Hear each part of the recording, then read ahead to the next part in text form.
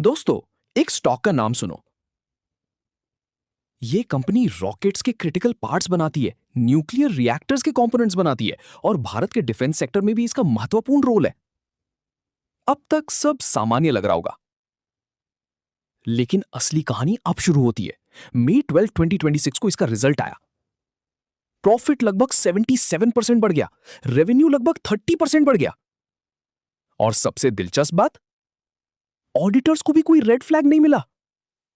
तो आज हम एमटार का पूरा एनालिसिस करेंगे, सीधे नंबर और फैक्ट्स के साथ। पहले आसान भाषा में समझते हैं। FY26 में एमटार टेक्नोलॉजीज का रेवेन्यू रहा ₹876 करोड़। पिछले साल ये ₹676 करोड़ था, मतलब लगभग 30% की ग्रोथ। और ये कंपनी का अब तक का सबसे ज्यादा ईयरली रेवेन्यू है। अब बात करते हैं प्रॉफिट की। नेट प्रॉफिट पहुंच गया ₹95 करोड़। पिछले साल ये लगभग ₹54 करोड़ था, मतलब लगभग 77% की ग्रोथ। अब थोड़ा और गहराई में चलते हैं। कंपनी के कुल एसेट्स FY25 में ₹1128 करोड़ थे।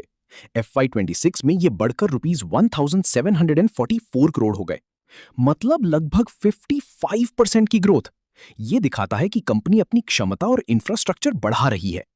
और EPS भी ₹17.51 से बढ़कर ₹30.99 हो गया, मतलब प्रॉफिट में काफी सुधार आया है। अब बात करते हैं स्ट्रेंथ्स की।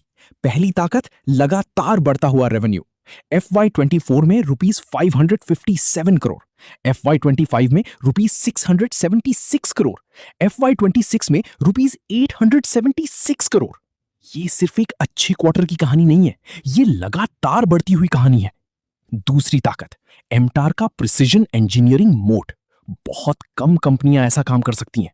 अब ईमानदारी से कमजोरियां भी देखते हैं। पहली कमजोरी, ब्लूम एनर्जी पर ज्यादा निर्भरता। अगर वहां ऑर्डर धीमे पड़े तो एमटार पर असर पड़ सकता है। दूसरी बात, इन्वेंट्री लगभग 499 करोड़ तक पहुंच गई है। यह वर्किंग कैपिटल पर दबाव डाल सकता है। अब बात करते हैं अपॉर्चुनिटीज की। भारत 2047 तक न्यूक्लियर कैपेसिटी को तेजी से बढ़ाना चाहता है और एमटार इस इकोसिस्टम का हिस्सा है। साथ ही AI बूम के कारण दुनिया भर में डेटा सेंटर्स बन रहे हैं और यहां ब्लूम एनर्जी का कनेक्शन एमटार के लिए बड़ा अवसर बन सकता है। मैनेजमेंट की तरफ भी एक अच्छी बात दिखाई देती है। SR बाटलीबोई ने अनमॉडिफाइड ओपिनियन दिया है, मतलब कोई बड़ा अकाउंटिंग कंसर्न सामने नहीं आया। इसके अलावा कंपनी अपने स्ट्रक्चर को भी सिंप्लीफाई कर रही है। अब सबसे महत्वपूर्ण हिस्सा, मेरा कंक्लूजन। MTAR एक हाई क्वालिटी और हाई एंट्री बैरियर कंपनी दिखाई देती है।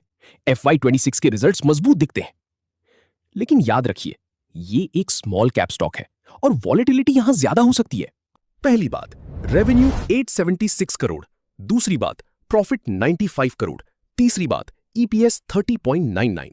चौथी बात, डिफेंस, न्यूक्लियर और क्लीन एनर्जी जैसे बड़े थीम्स।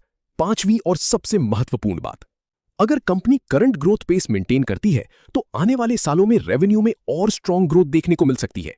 लेकिन हमेशा याद रखिए, अच्छे निवेश में सिर्फ अच्छी कंपनी नहीं, अच्छा पेशेंस भी चाहिए।